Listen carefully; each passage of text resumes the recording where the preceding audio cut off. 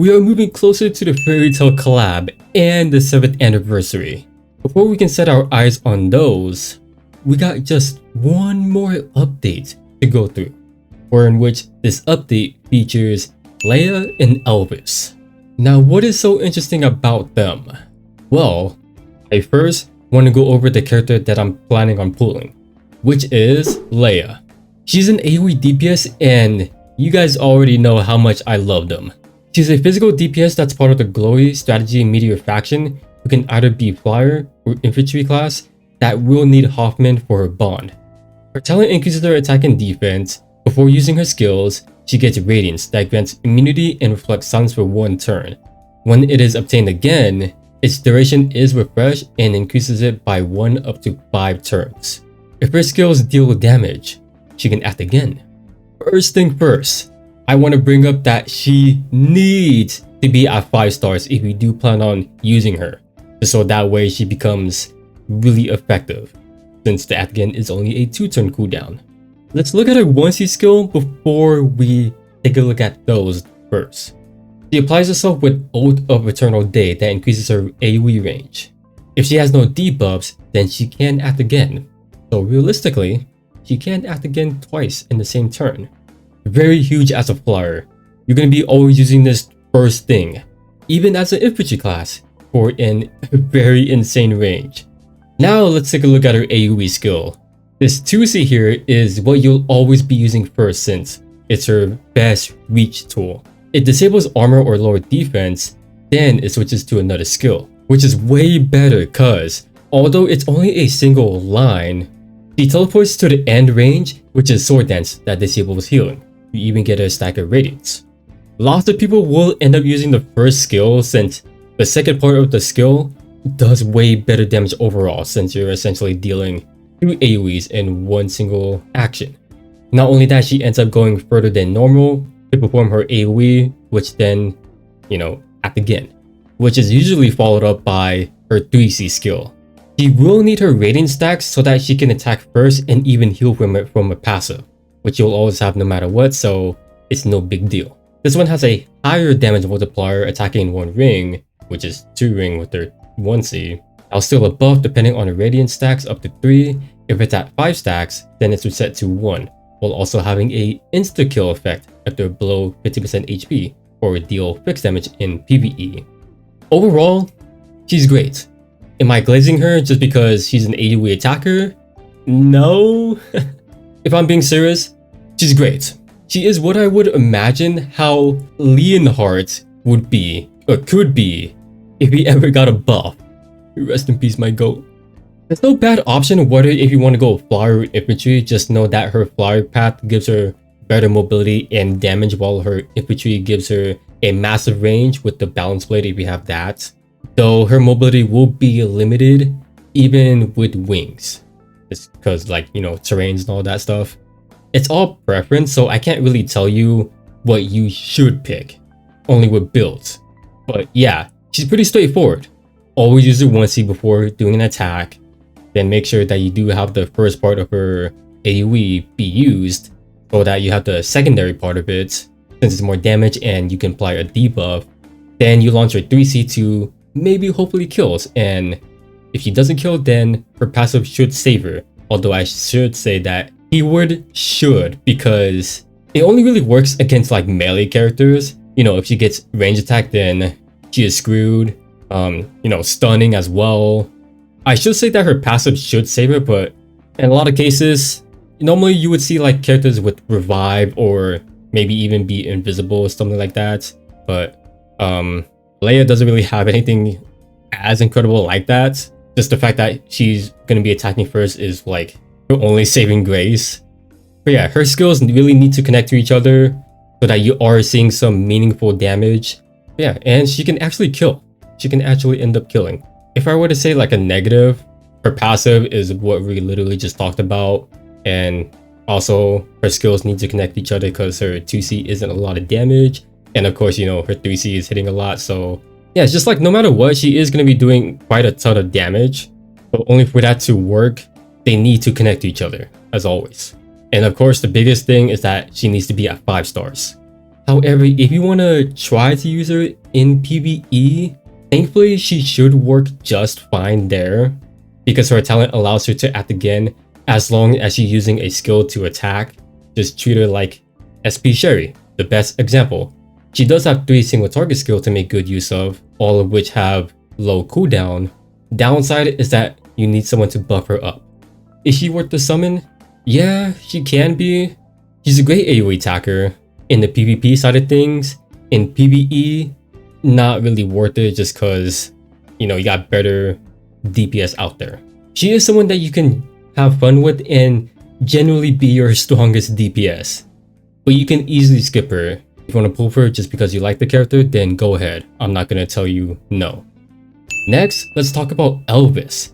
He's a physical DPS that's part of the glowy dark meteor faction that can be demon or flyer class who will need tappers for his bond. His talent boosts his attack. At the end of his turn in the danger zone, he can ignore guard for 1 turn and gets death contract, which lets him be invisible. It's removed when he takes damage or engage in battle. Once it's removed though, it lets him act again. Like Leya, 5 stars, highly recommend. He is a high risk, high reward type of character. Him being invisible, I want to ramble about because just a simple AoE is enough to screw him over, right? Which I would say because just before writing the script for this video, I recently saw that he somehow can avoid AoE attacks under that effect, which does really surprise me because characters who are invisible can still be hit from AoEs. It's just that you can't select onto them. Elvis, I recently saw him avoid an AoE just like how PA would, if you guys know how he works. It really surprised me because it's always specific when a character can do that. I know there's another character, but I can't remember who it was. But yeah, if he's able to do that consistently, then Ferrokia isn't going to be an issue against him. But let's talk about that later. His 1C is a passive. By killing an enemy, he can heal half his HP and gains 3 dispellable buffs. His 2C reaches 2 blocks that can silence and stun the target. Stunning only works if they aren't being guarded though. His 3C is what we really want to take a look at. His passive gives him +2 mobility if at full health and take 80% AoE damage. It's a single target, whereas if it kills, he gets both his talent buff, which deals way more if the target isn't being guarded, and his attack skills are reduced by 1 turn. You know, sounds pretty rough if you look at it. Since he does have no act again skill, he is going to really need this mobility, plus he does have access to SP Dragon Troopers for +2 more, so you can also use like something like Full Moon on him. You'll always be using this to maintain his cover. That's why his 2C exists, in order to stun, to hopefully stay under the radar. He can even perform a double kill, so what can happen is like, let's say he attacks with his 3C. If he kills, nice. He still gets to keep the buff to ignore guard and even stay invisible, just so that way he can perform maybe like another kill. You know, you could do that, or maybe stun the enemy with his 2C, or reset with them. Again, make sure that you're always using his 3C if you're going for another ignore guard. So overall, Elvis may be awkward to play at first, but he can surprisingly do very well. PvP, it's clear as day that he wants to be an assassin to pick off the opponents. Of course, he has the tool just for that problem. High risk, high reward. He's going to put himself in the fire. If he pulls through, then he gets many great benefits. PvE though, he can be quite solid. I would say even better than Leya. He can act again at least and has much stronger skills compared to her, so that's saying something. Is he worth it? Nah, not really, but can be interesting to use. I will say that one thing that I'm still very unsure of is him against AoE when he's invisible. I originally thought that AoEs is his biggest negative. Like, he's supposed to be invisible so you can't select onto him, but recently I saw like a self-range AoE be used against him and he just didn't take any damage. Now I'm like questioning myself like how entirely that works.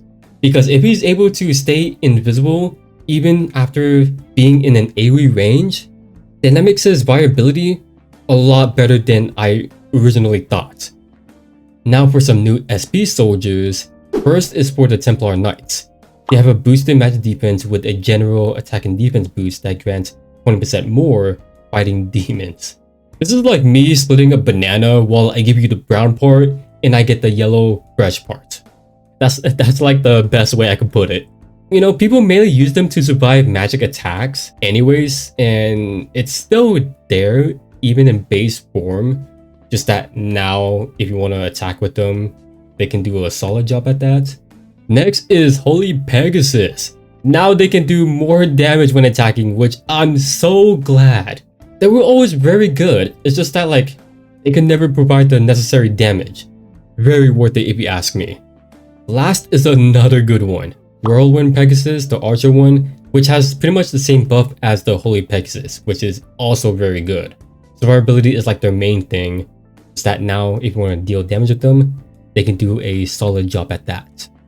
For the exclusive equipment, it's an armor for Randell. When she has Dark Dimensional Box at the end, she can choose to use multiple layers of Chaos Slice to apply Dark Dimension Box to the same amount for her allies. When she has Chaos Piece, if the number of them has reached the limit, the cooldown of the longest skill is reduced. I'm gonna be honest with you guys, I don't really use Randell, and I don't even remember even the smallest, well, not even the smallest, I don't even know a lot about her. So you smart people are gonna have to enlighten me on her. So forgive me if I'm wrong, but Dark Box is like the guard thing, right? But no, but it's saying Chaos can be used to apply for allies. Oh wait, I remember, she has a heal skill. Is that what it is? So she can use her talent stacks to be more efficient as a healer is what I'm guessing here. Again, I don't use Randell. I don't know a lot about her, so hopefully you guys can correct me on her. Time for the casting skills. First up is Ricky. Is when using his talent skill, it has a command where allies in a direction take range damage. They can deal fixed damage, or he can deal fixed damage towards the enemy, which is, I guess, just decent for like the 3 people out there who uses them. Second is Joa&Connie. That right there is supposed to be crit damage, which is already pretty big. When using her 1C, the cooldown of other skills is reduced by 2. If Joa is dead, he can be summoned. That is very good if you're a Joa&Connie fan.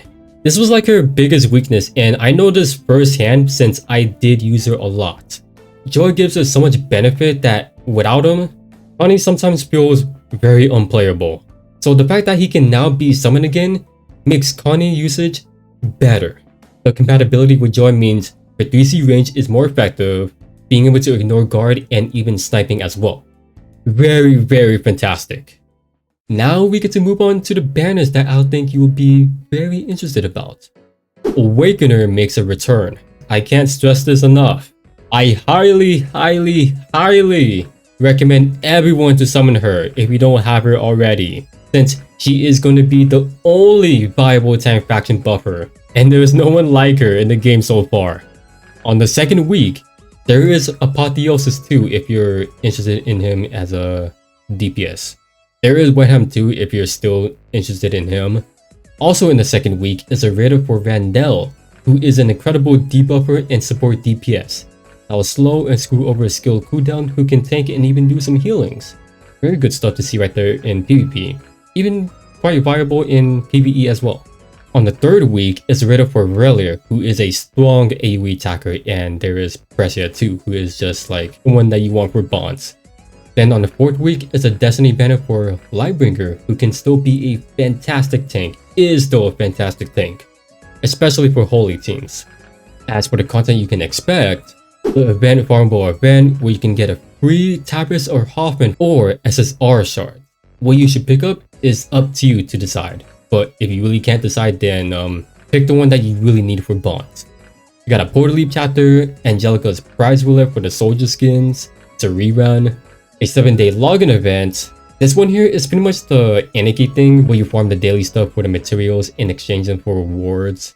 Just that now Alia replaces the Anarchy for some reason. You got an album event for rewards. A big one here is a batch enchant system. So looking here, when you select a enchant, there will be a second option that you can select and it'll take you to a whole nother page.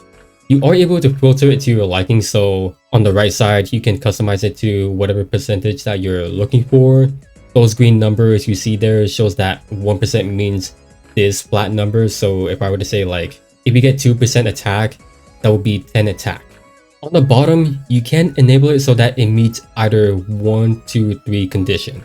Once you have everything ready and click on enchant, it'll rapid fire it and there will be like a visual look, like a visual key.